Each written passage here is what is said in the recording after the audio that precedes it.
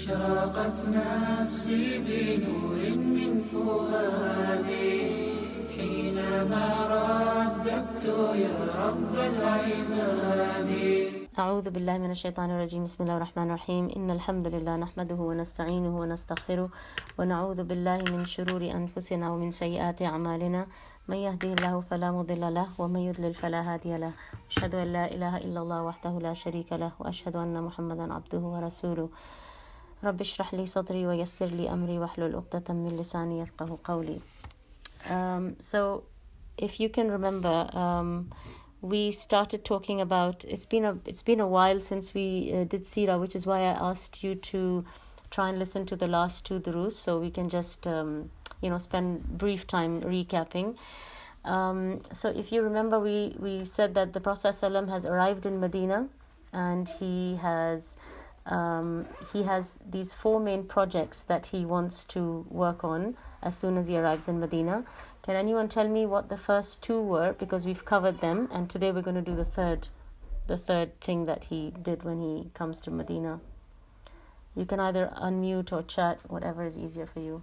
So, anybody remember what are the first two things that the Prophet ﷺ does when he arrives in Medina?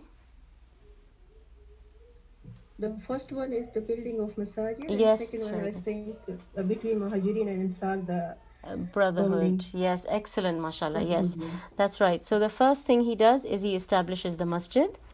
And like we said, he started with Quba, and then he goes on to Masjid al-Nabawi. And then the second thing he does is he, what is called the Mu'akha, he establishes the brotherhood between the Ansar and the Muhajirun. Very good, excellent. So the third thing that he does is he writes down you could say like a constitution or a covenant, which governs, which basically makes it clear to everyone who lives in Medina how they will function with each other and what their relationships will be with each other, and what are their rights and duties or responsibilities towards each other living in a community, because there are some diverse people living in one place. So it's good to be clear on what each person's position is and what each person's responsibility is, so that there is no confusion, or there is no if things happen, nobody can say that, oh, I didn't know I was responsible for this, or etc. So now this was going to be a very technical dars, and so what I tried to do was I tried my best to simplify the treaty, this covenant, as much as I could. So if you see it in the books of Seerah, it is actually quite technical, and it's got a lot of detail and a lot of clauses, dealing with the minor details which involve governing this this newly established community. So what I tried to do was I have tried to simplify it as much as I could, so that I can give you a gist and an idea of what was in this constitution, and we will then talk about what we learned from this constitution, rather than go into too many details of all the different clauses within that treaty, because that will just confuse you. So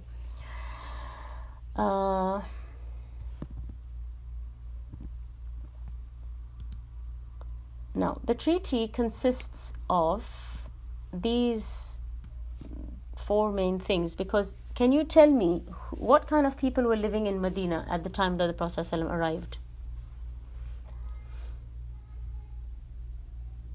Anyone?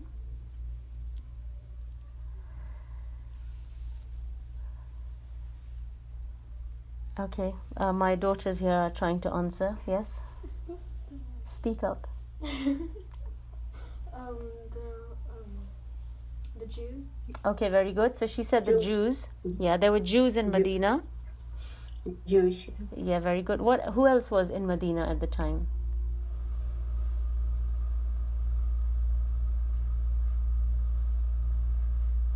the Prophet ﷺ has come to Medina.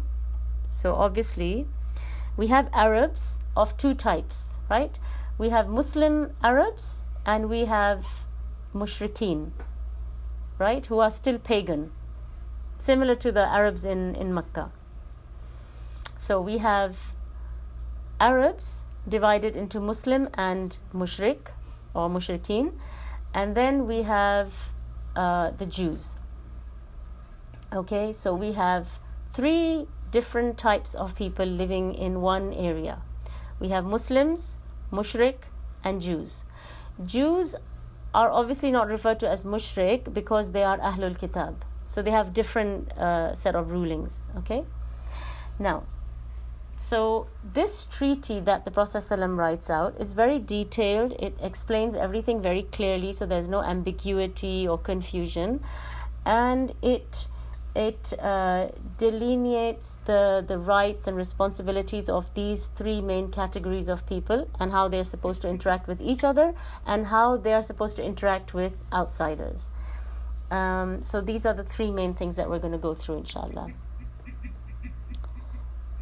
Okay, wa alaikum assalam wa rahmatullahi wa barakatuh. All right. So the first part that we will look at is the clauses related to the Muslims amongst themselves. Okay, so what does the Prophet ﷺ say about this? So the first thing the Prophet ﷺ said is that the believers from the Quraysh. Now, remember that the titles Muhajirun and Ansar have not crystallized yet. Okay, so right now they are referred to as, in the treaty at least, they are referred to as the Quraysh, the believers from Quraysh and Yathrib. So who are the believers from Quraysh? I'm going to have to keep asking you guys just to make sure that you're with me, because this is like yes, very good. The Quraysh, the Muslims from the Quraysh are the Muhajirun or the Muhajirin, and the Muslims from Yathrib are Ansar. The Ansar. Very good. So just to make sure that you're all with me, yeah, because like I said, it is a bit technical. All right. So the Prophet ﷺ, the first thing he said is that the believers from Quraysh and Yathrib are one ummah. So he's saying that the Muhajirun and the Ansar, even though they have, they come from different tribes, they come from different backgrounds, they have different families, they have, they have other differences, but they are one because they are under the umbrella of Islam. Okay, so this is the first thing he said. He said that the believers from Quraysh and Yathrib are one ummah. The second thing he said is, and this bond that these Muslims have, the Quraysh and the Muhajirun and the Ansar, this is a unique bond, and it is not shared by anybody else. So this is something unique to these people living in this area, because remember, this is the first time that a Muslim community has been established. The second thing he said is that every sub-tribe will deal with their own responsibility. So although you are all, one ummah, but he is giving responsibility of little things to each sub-tribe. So for example, there is the Banu Amir or the Banu this or Banu that. The different sub-tribes and their names, which I don't want to give you and confuse you. They will deal with their own, you could say like their own welfare system. So if there is a crime, they should deal with it amongst that own tribe should, handle that. If they have somebody who has got a debt that he's not able to pay, they should handle that. If somebody has to give blood money, they should handle that. If somebody has got a financial problem or, they are being struck by poverty, then that sub-tribe should handle that. So every sub-tribe will deal with their own responsibilities. So although you're one ummah, you're one body, but these responsibilities have been given individually to the tribes because it makes it more organized and structured like that. So that nobody gets neglected and everybody, is within a family who is looking after them. The third thing he said is that all the Muslims will unite against those who do injustice, even if they are their own. Now, what does that mean? If you remember a long time back, we discussed something called Hilf al-Fudul. And this is something similar to that, this clause, because basically what the Prophet ﷺ is saying, that if anyone does anything wrong or anyone does any injustice, even if he is a Muslim, even if he is from your own tribe, we have to do justice. So just because he is, from your own family, does not absolve him of, of responsibility or of, behaving responsibly. So if anybody does any injustice, it doesn't matter who they are and who they belong to, but justice will be done. And the last thing he said is that the protection granted by a Muslim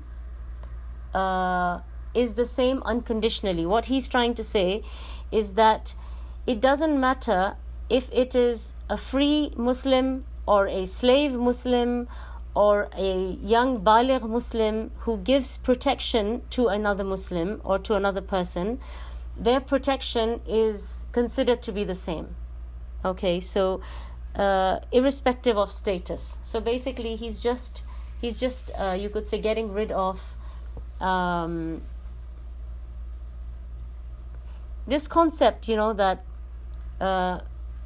I can only be given protection by someone who is rich or someone who is wealthy or someone who has status, someone who is established, someone who has power. No. He's saying anyone who comes into Medina can be given protection by any Muslim, and it will be the same. It doesn't matter what the status of that Muslim is. Okay, so these are the clauses related to the Muslims. Is it clear so I can move on? If anything is not clear so far, you can ask me. I have really summarized and broken it down. So if you see the actual treaty, you will be scratching your head. It's not easy to understand, but I tried to do what I could do. So if that's clear, we'll move on to the clauses related to the Jews. Okay. Okay, someone's asking if we are recording the dars. So yeah, inshallah, we are recording it. I would like you all to participate in the dars, live while it's happening, because I can interact with you. So don't just depend on the recording. The recording is there for your convenience, primarily so that you can go back to it and listen to it and, make notes or, maybe revisit some areas of the dars that you were confused about or weren't clear on. But the recording is not there so that you just give the dars a miss and you just listen to the recording. So I would like more people to join, and try and, attend the dars with us, because I would like to interact with all of you. Anyway. So now going back to the clauses related to the Jews. So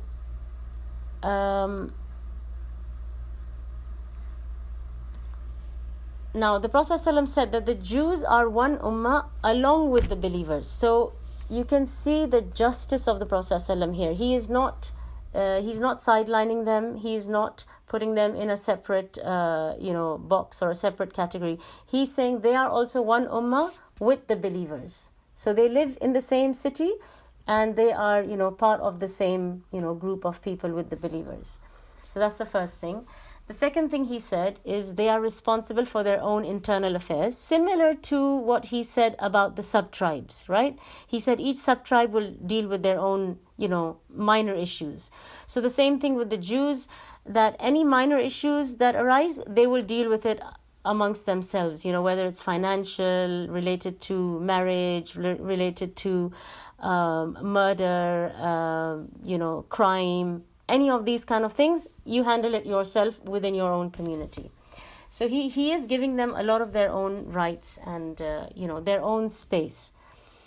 Number 3, anything that involves Jews and Muslims will be taken to higher authority. So now he's saying that if there is something that happens between the Jews and the Muslims, Now, this cannot be dealt with internally by the Jews. Now, this has to be taken to the Prophet ﷺ. And he has to decide and he has to deal with the situation. So, if it spills out of the Jewish community, then it goes to the Prophet ﷺ. Okay, and this is very important. So keep in mind what I'm telling you, because I will come back to this later on and I will tell you why this is so important. The Jews will mutually support the Muslims against external forces. So this is understood that you live in Medina, we give you your space, you have your rights, you can practice your religion, you can, handle your own affairs. But anybody who attacks Medina, the people who are living within Medina and who are part of this treaty, they will all work together to defend Medina and to defend the people within this treaty and within the city of Medina. So they will work hand in hand. So, they have their differences, but when an external force comes, they're all united against that external force. Okay? I hope that's clear. Financial obligations.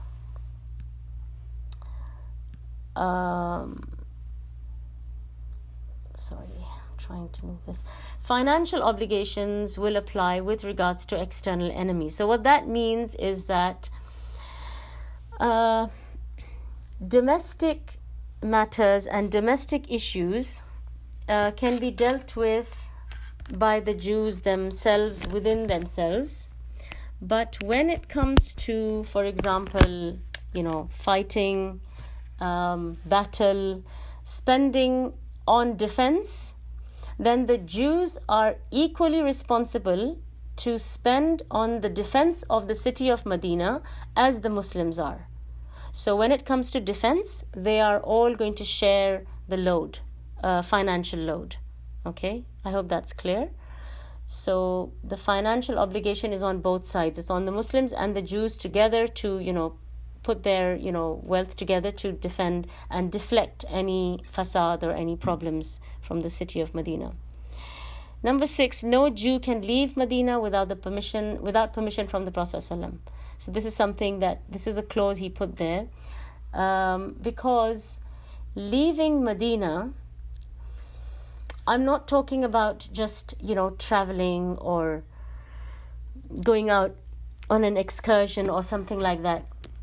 We are talking about cancelling your residence or your current status, which is, you are one of the people within this treaty, and then you leave Medina and you cancel that citizenship, so to speak. So before you do that, and before you move out of Medina, you could say, it was in the contract that they had to take permission from the Prophet ﷺ to do that, and basically, of course, inform him and take permission from him. The last thing is that if any Jew wished to convert to Islam, he would be helped and protected and not harmed. So this is something additionally that the Prophet ﷺ, gives them this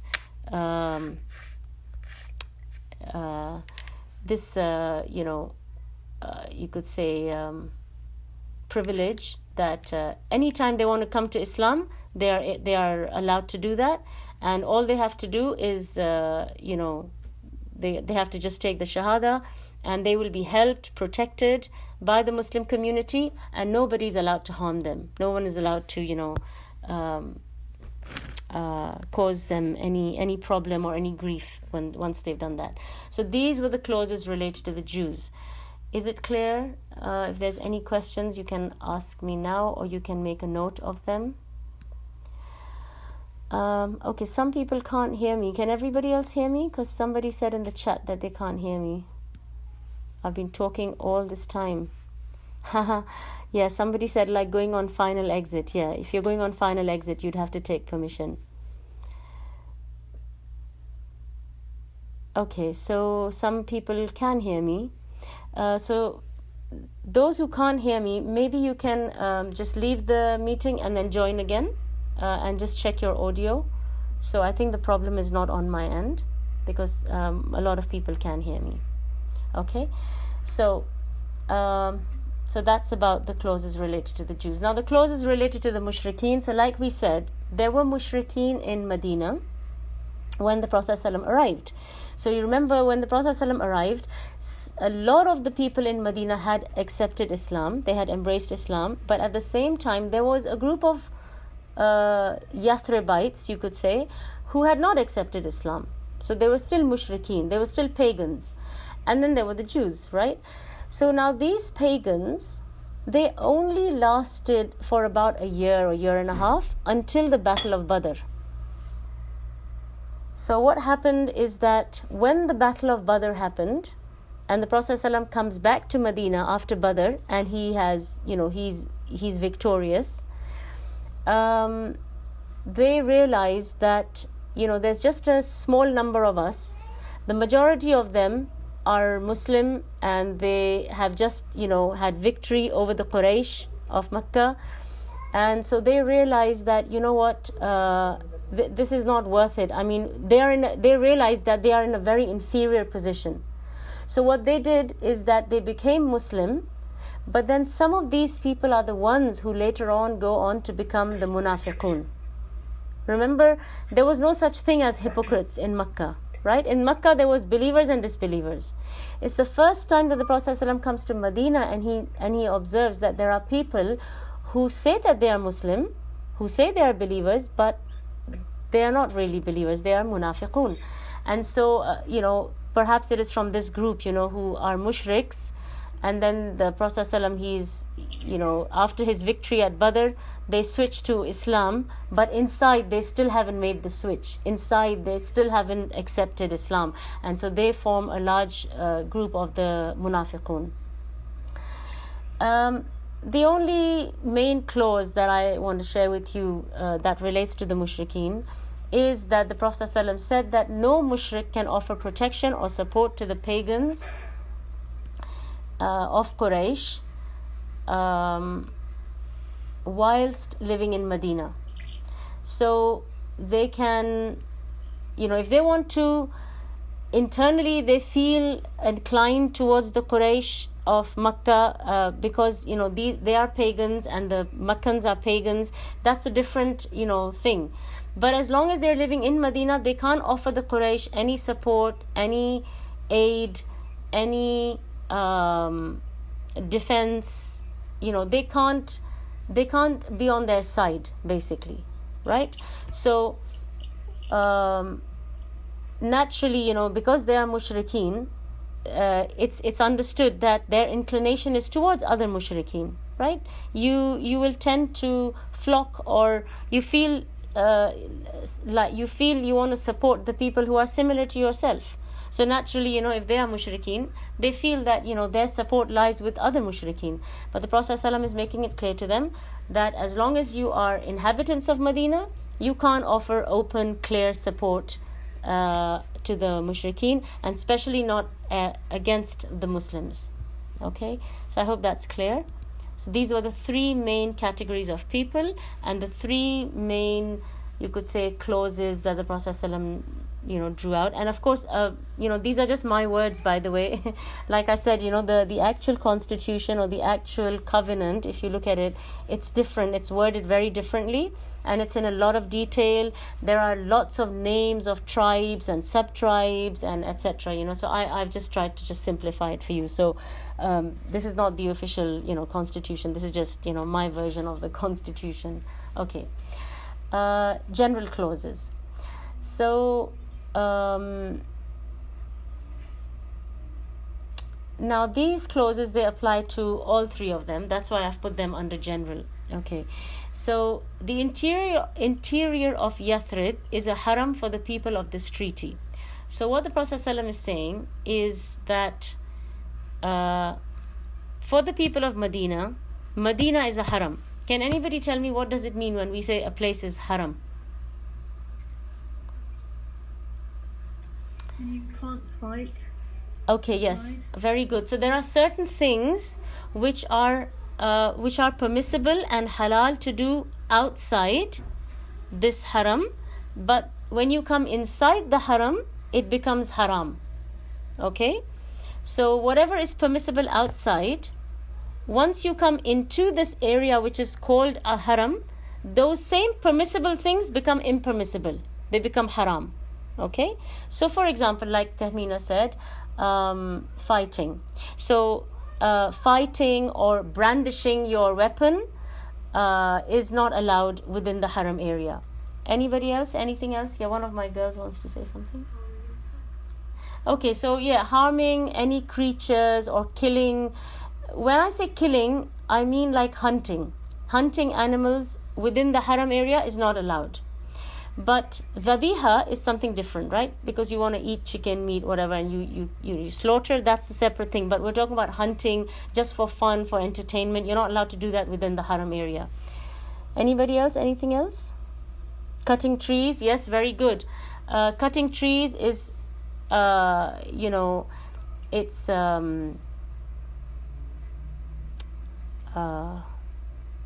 there's a word I was thinking of, but it's completely gone out of my head. But yeah, it's completely forbidden to cut down trees or clear out areas to expand, building or to expand the, living quarters. So it's not allowed to cut anything down or burn anything down within the haram area. Okay.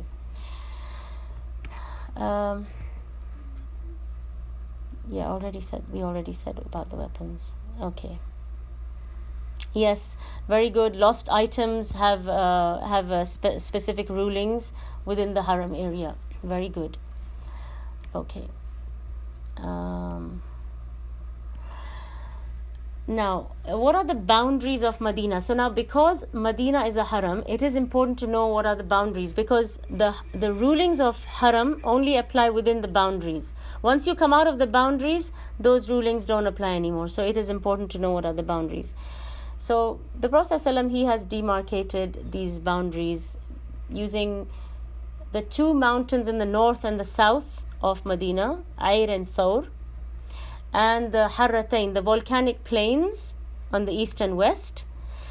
These four areas demarcate the boundaries of the haram. Even today, when you go to Medina, as you drive into Medina, you keep driving for a while until you see, those plaques that they've put on the sides of the road which says haram boundary, right? So there is an area which is demarcated by the Prophet ﷺ using these, these landmarks, which is considered to be the haram, and that is where it is impermissible to do some of those things which are permissible to do outside the haram area. The next thing they said, the Prophet ﷺ said, is any disagreement between the people of this treaty will be decided by Allah and His Messenger alayhi salatu wassalam. So basically what he is saying is that if the people living in Medina, if there is a problem between the Jews and the Muslims, if there is a problem between the Jews and the mushriks, if there is a problem between the mushrikeen and the Muslims, any problem within the people of this treaty that causes fasad, that causes fitna, it will be decided ultimately by Allah and His Messenger alayhi salatu wasalam. What that is basically saying is that this new Muslim community which has just been established, the first time a Muslim community has been established, the basis of the law of this community is the Quran and Sunnah.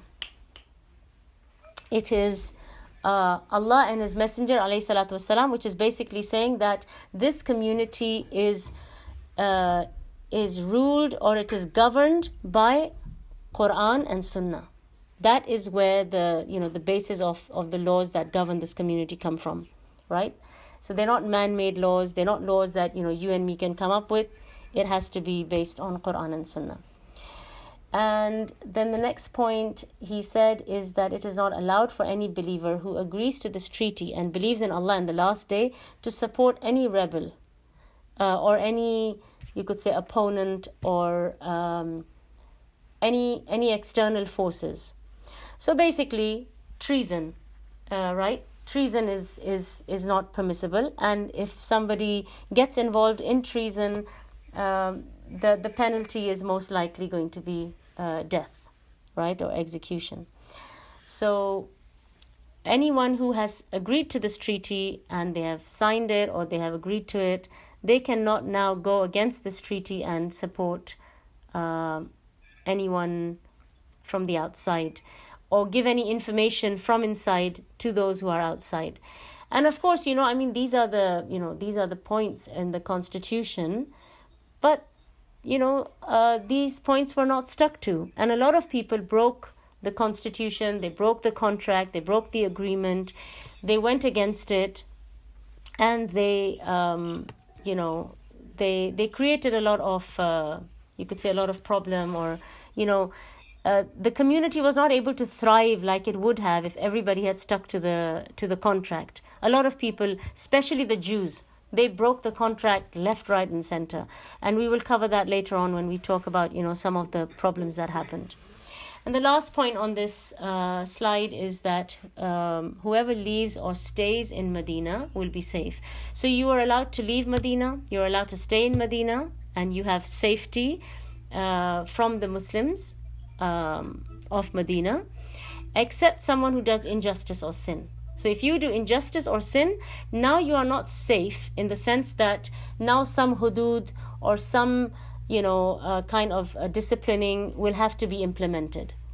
So when we say safe, we mean that there will be no harm that will come to you for living in Medina or leaving Medina, unless you do some sin or injustice. Then some hudud and some laws or rules will have to be implemented, and some retribution will have to come into place.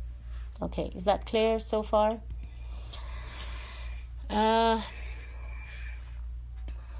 So like I said, it is technical. I have tried to simplify it as much as I can. But if there's something that is still very unclear, then you can ask. But if that is clear, I want to go on and talk about what is the significance of this constitution. Why are we talking about this? Why is this so important? Now, first of all, this treaty, it does not come up in all the books of Seerah, but it does come up in some of the main ones. And it is very significant. Okay, it was very important. And it was, you could say, like a landmark, or, it's something that happened for the first time. So it really stood out. Because this is the first time, like I said, a Muslim community is being established. And so it's the first time that a law is actually being drawn out. Okay, so we're actually now saying that what is the constitution? What are the rules that are going to govern this new community, this new society that has, been born? So these are the laws that are going to govern this new society. So, so going back to the general points that I want to cover about the treaty. So like I said, this is very significant thing that happens, for the first time in the history of Islam, because like we said, everything that's happening now is happening for the first time, because this is the first time that a Muslim community is being established. So everything that happens is novel, it is new, it's the first time it's happening, and that's why it's very, very precious and special. The second thing is that obviously this treaty has a long range of implications, and what this constitution or this covenant shows is the overall philosophy of how an Islamic state is meant to be run. And what we see, which is like you could say is the word I'm looking for is like it's a very novel concept, and it's a unique concept, especially at that time, because the way everything was run at that time, it was based on tribalism, it was based on blood relations, it was based on families, it was based on those kind of pretexts. Now what the Prophet ﷺ does is he introduces a very novel concept, and he says that the way we are going to run this community and the way we bond with each other is based on religion. It's not based on your color, your background, your tribe, your family name, your blood relatives.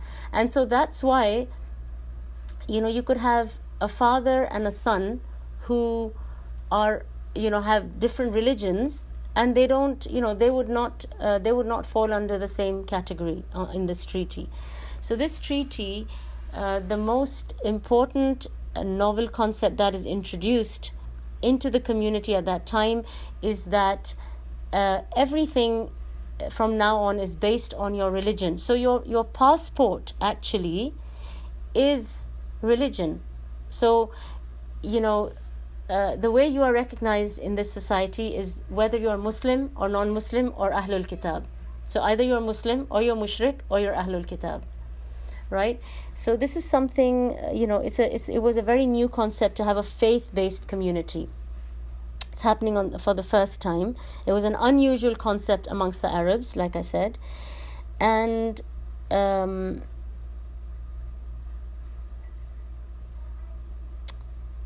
Prophet ﷺ basically, through this covenant, he excluded everybody else, right? So he said that, we are one ummah based on religion, and everyone outside is separate to this group of people, right?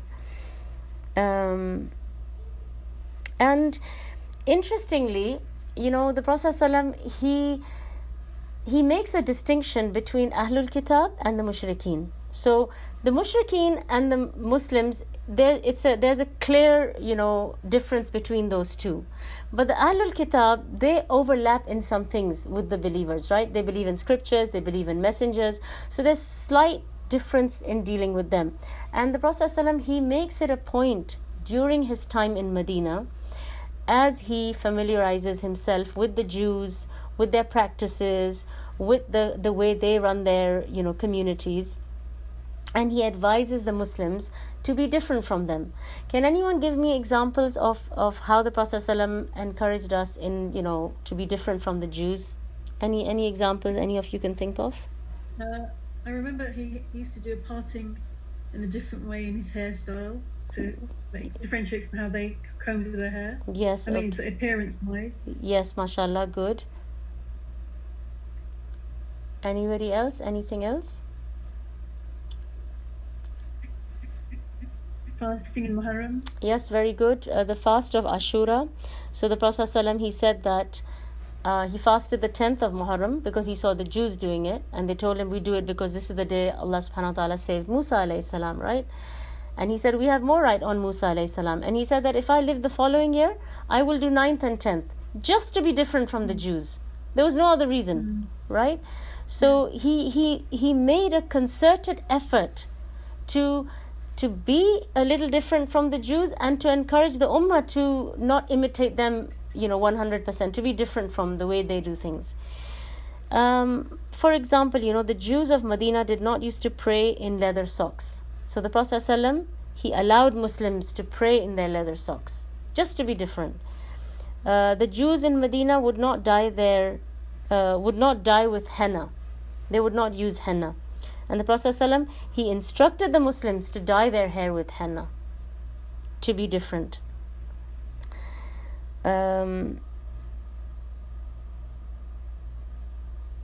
Okay, so the primary thing I want you to note from this treaty is that it's a faith-based community. Okay, it's not a tribal or a blood-based community. It's a faith-based community. Your passport is Islam, and within that, like I said, the Prophet ﷺ, he tried to make a distinction between the believers and the Ahlul Kitab. The second important thing that we see in this treaty, remember, going back to what I had told you to make a mental note of. Remember when we talked about the clauses with the Yahud, we said that they were responsible for their internal affairs, But the Prophet ﷺ said, if you have any dispute between yourself and another group of people, whether it's, let's say, between the Jews and the Mushrikeen, or between the Jews and the Muslims, then this is not handled by the Yahud within their own community, but this is escalated to a higher authority, which is the Prophet ﷺ. What this is telling us is that the Prophet ﷺ, he came into Medina as a visitor, as someone who came in. In the beginning we said that he although he comes in because he's had to leave Makkah because of the persecution and oppression, but he does not come in on asylum. He's not like a refugee. He comes in as a leader, and that is what this treaty, at least to me, it seems to be like screaming it out, that the Prophet ﷺ is the leader of the Muslims, right? And that's why within their own communities, they're handling little things, but big things, they go to the Prophet ﷺ, because he is now recognized as the established leader of the Muslims. And the Jews have to recognize that, they have to embrace that, the Mushrikeen have to embrace that, and the Muslims, of course, they embrace that with open arms. That's what they wanted. But even those who are not Muslim, they have to acknowledge that this is the leader of Medina. You could, whatever you want to call him, the king, or, whichever terminology you want to use, but he is the ultimate leader of Medina. And of course, like we said, that the basis of the law is Quran and Sunnah. So any disputes, they have to be decided by Allah and His Messenger, alayhi salatu wasalam, basically the Quran and the Sunnah. So this document is establishing the authority of Rasulullah sallallahu alaihi wasallam, who entered Medina as a guest, but he is there to be followed as a leader. And Allah subhanahu wa ta'ala says in the Quran, in Surah An-Nisa, verse 64, وَمَا أَرْسَلْنَا مِن رَسُولٍ إِلَّا لِيُطَاعَ بِإِذْنِ اللَّهِ. And we did not send any messenger except to be obeyed by the permission of Allah. So Allah is saying that any messenger who was sent, they were sent to be obeyed and followed. And so Allah subhanahu wa ta'ala is establishing His law through the Prophet sallallahu alaihi wasallam, right? And through this covenant. So the fact that all matters are going to be referred back to Allah and His Messenger means that now the law of Medina that will prevail in Medina is the law of Allah. So it is going to be Allah's rule that is going to prevail in Medina. Okay, so the new established Muslim society is going to be governed by Allah's laws.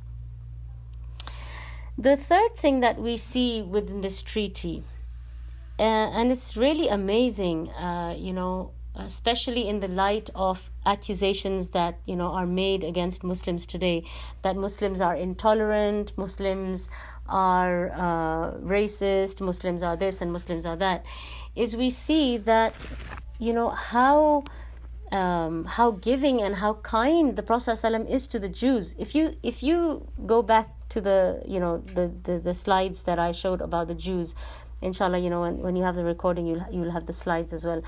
You will see, if you see those clauses, they're basically, in essence, they're basically being allowed to live in Medina and run their lives the way they like. They're basically, apart from the fact that they can't support anyone outside and they have to defend any external forces which attack Medina, which is of course for their own benefit as well. Apart from that, they're allowed to practice their own religion, they're allowed to deal with their own internal affairs, they're allowed to slaughter their meat the way they want to do it, they're allowed to stick to their own customs, their principles. The Prophet ﷺ has given them the freedom to do all of that. Apart from one or two clauses that he says you cannot do this or you cannot do that, they're free to do everything else. And that is a really tolerant act to have these people live with you and to give them the freedom to do what they have to do to practice their own way of life. And this treaty, it really demonstrates the justice of the Prophet ﷺ.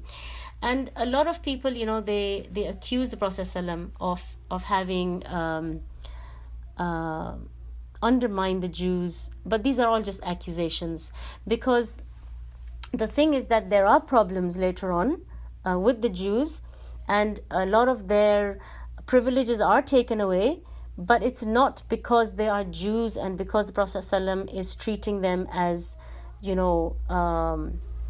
as a different race or a different group of people.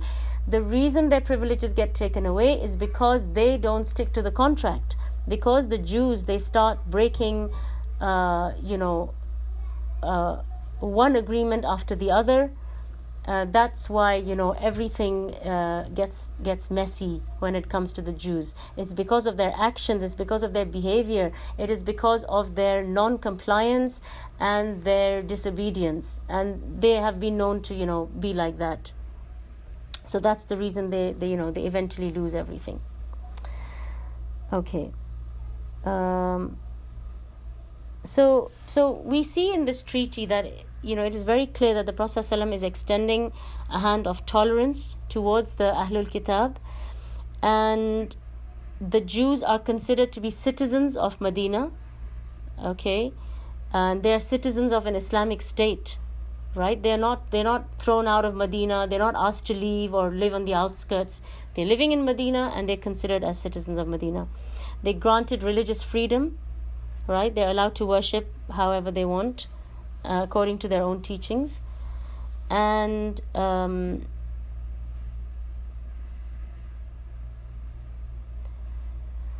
like I said, they're just not allowed to conspire against the Muslims or support anyone against the Muslims.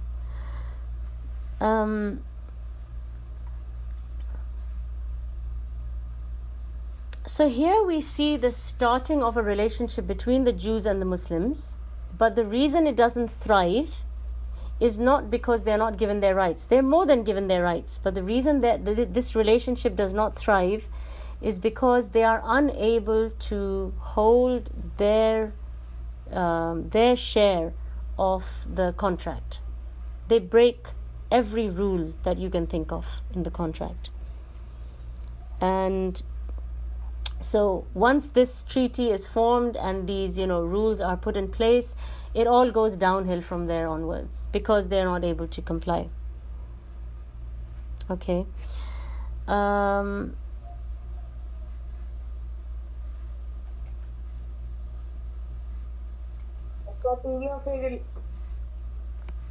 All right, so the last thing that I want to talk about in general, what we learn from this covenant or this constitution is the establishment of the sanctity of Medina. Okay, so we know that Makkah was considered a haram, right? When the Prophet ﷺ was in Makkah, we know that was a haram. They had their own, they had their own rules and regulations of what can be done within Makkah and what cannot be done inside Makkah. So some things that could be done outside couldn't be done inside. Now when the Prophet ﷺ comes to Medina, he declares Medina as well as a haram. So things which can be done outside cannot be done inside. Also, you will notice that the Prophet ﷺ does not mention anything about jizya at the moment when the Yahud are living in Medina. And so it's an Islamic state, but the Jews are allowed to live within the Islamic state. The reason jizya is not mentioned is because it has not been revealed yet. It has not been legislated yet.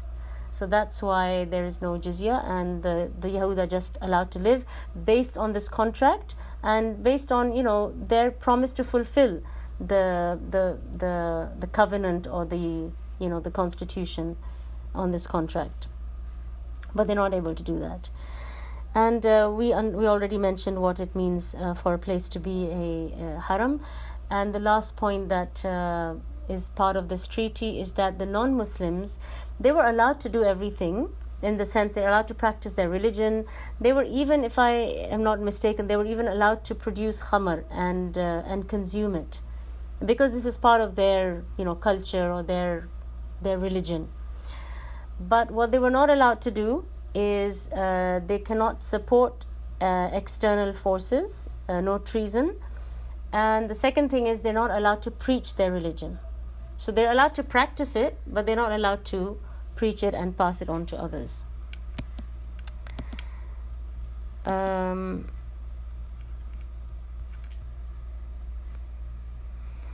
Just going to see if there is anything else that I wanted to tell you.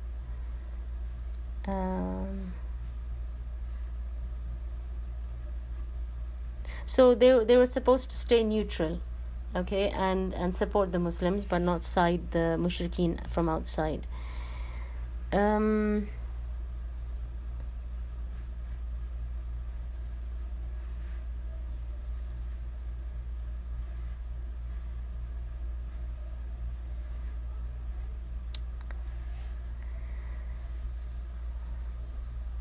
So yeah, I think that is basically the idea that I wanted to give you of the treaty and what what are the benefits we can derive from the treaty. So again, just in one or two words, the main thing we see in this treaty is that it is a faith-based community. It's not a tribal-based community like they've always had in the past. This is the first time that they see that Bilal radiallahu anhu and Abu Bakr radiallahu anhu are not different, because they're both Muslim, they're at the same level. This is the first time they're seeing something like this. Because in the past, it's always been, based on your ancestry, and, nobody would have thought that a slave like Bilal radiallahu anhu can be at the same, status as, as Umar radiallahu anhu or Abu Bakr radiallahu anhu. So, that's the one of the main things that we see is that it's a faith-based community. And the second thing is that the Prophet ﷺ is established as a leader. So everything, disputes or, decision-making, all these things, they have to ultimately be done by him, because he is the de facto leader, or, you could say the highest authority in Medina. And that is something established after this constitution. It was understood when he came, but now he's put it into writing. And the justice of the Prophet ﷺ, these are three main things I would say that you could get from this constitution. I just want to mention one or two side points before we finish and stop. I'm done with the main, This dars has, I think it's given me sleepless nights, because I was thinking of how I'm going to convey something so technical and try and break it down and make it easy for you all to understand, because it is important that you understand, what was the philosophy and what were the bases on which this community is being run. So I hope, it was clear and it was not confusing for you. Some of the Sahaba, as you know, when the hijrah was taking place, over a period of about a year or 2 years or a year and a half, most people, they left Makkah and they've come to Medina. And the Prophet ﷺ is amongst the last people to leave Makkah. So he stays there and he waits there until most of the believers have, moved across. However, after the Prophet ﷺ comes, there are still a few people who are not able to make it before him. And so they try and come after he arrives in Medina. One of these people is Suhaib al-Rumi, and I think I have mentioned his story before. You can remind me if I have or if I haven't. I have, right? Okay, my kids are saying I have, so I must have. But does anybody know the story of Suhaib? Can anyone share it and tell me? I like to hear from you guys so that I know that you are you're awake and you're still interacting and we haven't gone to sleep. Was he a Roman? Okay. He came from Rome and he became Muslim in Mecca. Okay, excellent, mashallah. I'm very happy that at least you said something. So now the thing is, he was actually Arab, but he was captured by the Romans and he was enslaved. And he was very young when he was captured and enslaved. So he grows up amongst them. And so he learns their language, he learns their customs. He is, in essence, you could say he is Roman, but ethnically he's not. And so when he speaks Arabic, he actually has a Roman accent or a Roman tinge to his spoken Arabic. Because, he grows up, amongst them. So he picks it up to, to that extent, their culture and their language. And when he comes, of course, like I said, that he was enslaved. So he comes in as a slave, and he falls in the hands of somebody called Abdullah bin Jud'an. And Abdullah bin Jud'an, he's nice enough to free him. And then Suhaib is very intelligent. He's very smart. And, he establishes his own business, and he makes money. And he makes a lot of wealth, through his own business.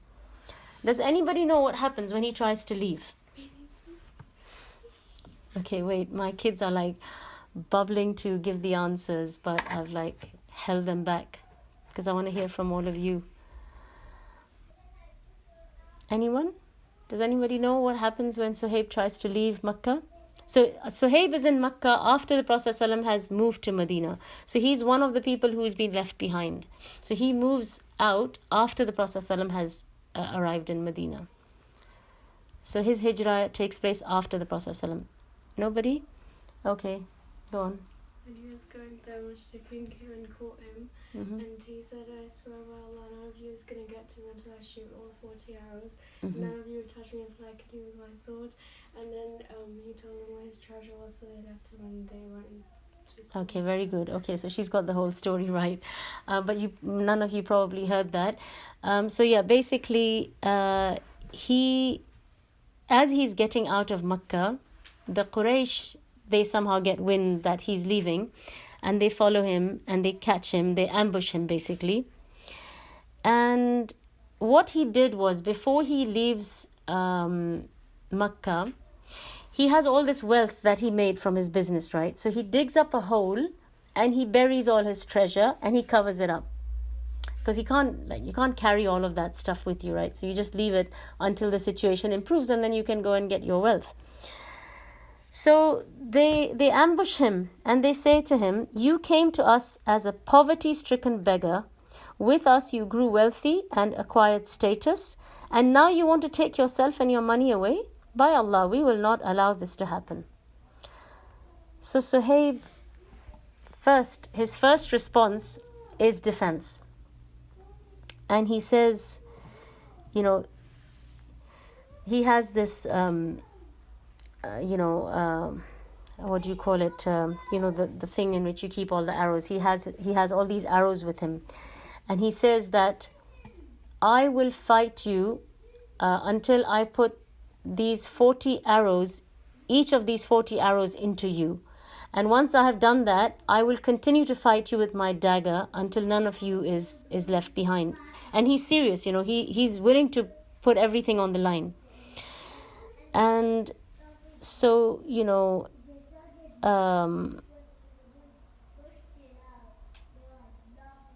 the Quraysh, they know that, he is a man and he's not a coward and he will do what he's saying.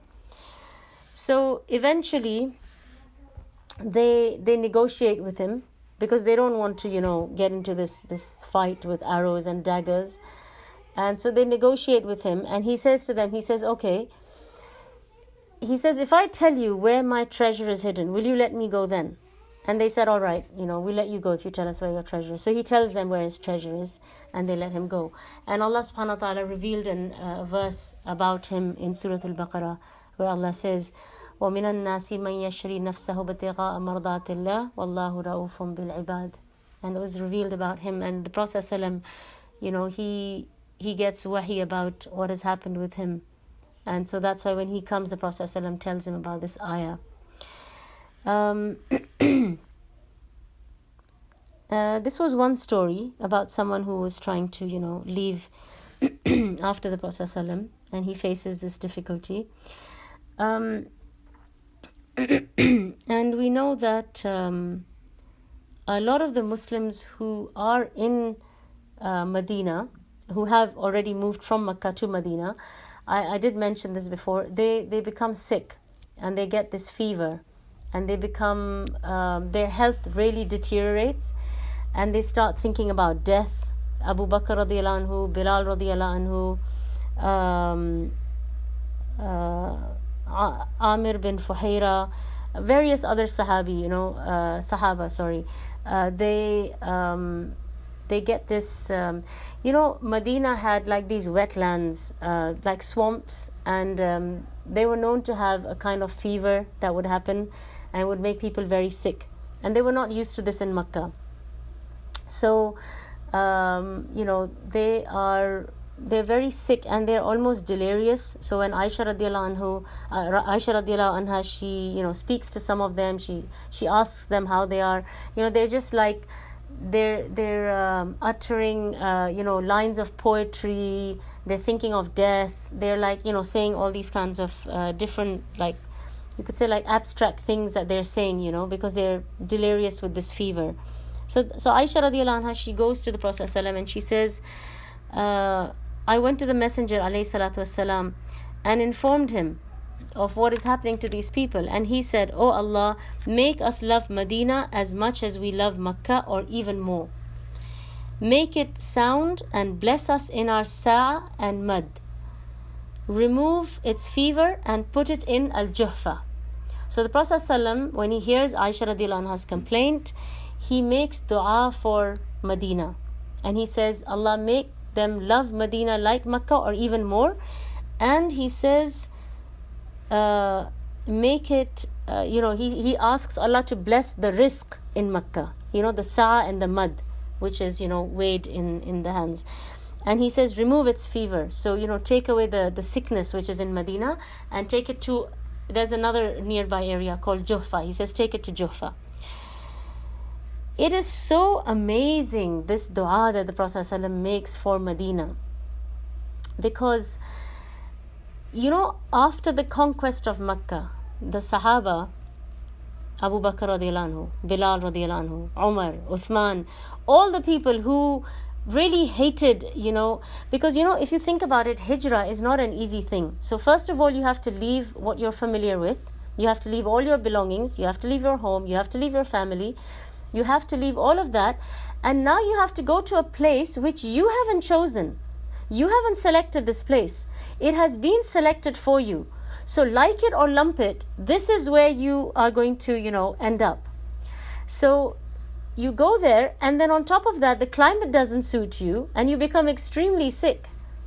So you are, logically one would think that now you're waiting for the first opportunity you get to get back to where you came from, so that you can just go back to, your previous life. But look at the dua and the effect of the dua of the Prophet ﷺ.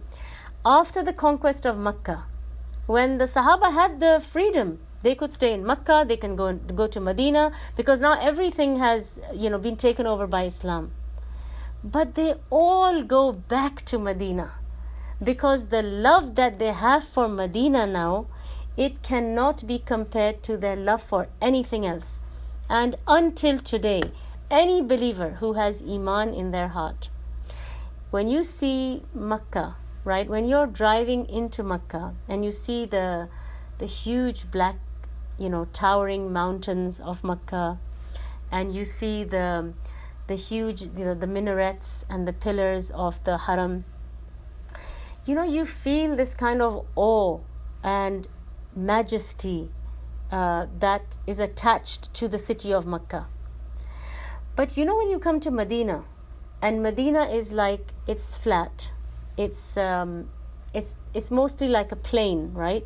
It's not necessarily like a valley like Makkah is. It doesn't have that many mountains. I know it has the Uhud range, but generally it's flat and it's plain. And you see the Masjid al-Nabawi, and even from far or when you enter it, right, you don't have that awe. What you have inside is like a sukoon, like tranquility, like peace. Like, you feel this sense of ease when you come to Medina, when you see Masjid al-Nabawi. When you walk into Masjid al-Nabawi, you just have the sense of calm and peace, like all your worries and difficulty have left you. You just have this tuma'nina and this sukoon, which you don't have with any other place. And this is the effect of the dua of the Prophet ﷺ. And I know so many people, at least one person I I can remember offhand, and not a very practicing sister, just regular sister, mashallah, went to Medina, And she called me from there, and she said to me, she said, I don't understand what it is, but she said, I feel so relaxed and so happy here. I've never felt that anywhere. I've never felt this feeling before. And I think she was visiting Medina for the first time, and she was really confused about, what she's feeling. But this is the dua of the Prophet ﷺ. I mean, the Prophet ﷺ, he had promised the Ansar, right, that I will not leave you. Remember, we talked about this last time. And he does not leave them. So he opens Makkah, but he goes back to Medina, and he stays with the Ansar, and he dies there, and he's buried there. He keeps his word. But the rest of the Sahaba, they had the freedom to do this or that. But they all go back, because now their hearts are attached to Medina because of the dua of the Prophet ﷺ. And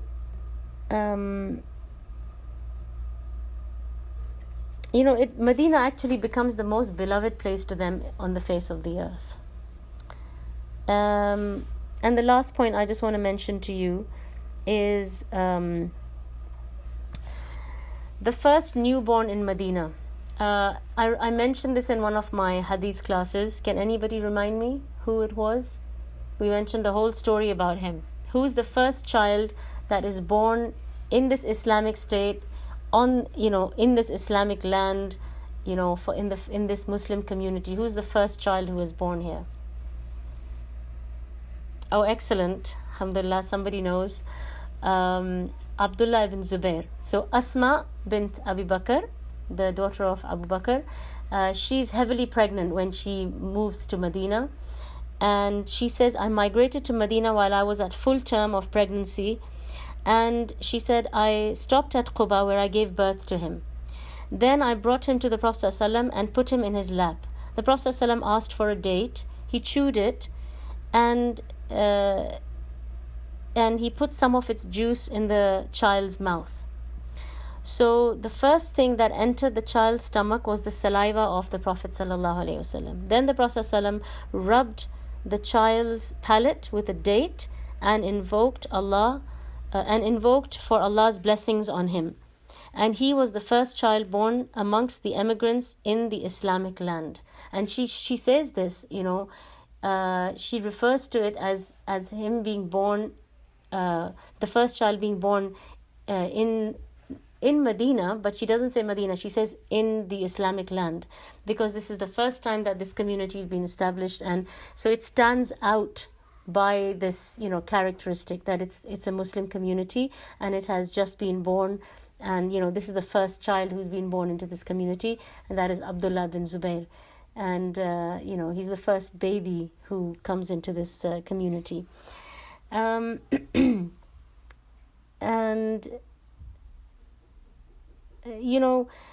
the fact that they give so much importance to this being the first Muslim community, it just shows that all the 13 years that they spent in Makkah was basically like preparation for this big day, for this big event, to establish a Muslim community.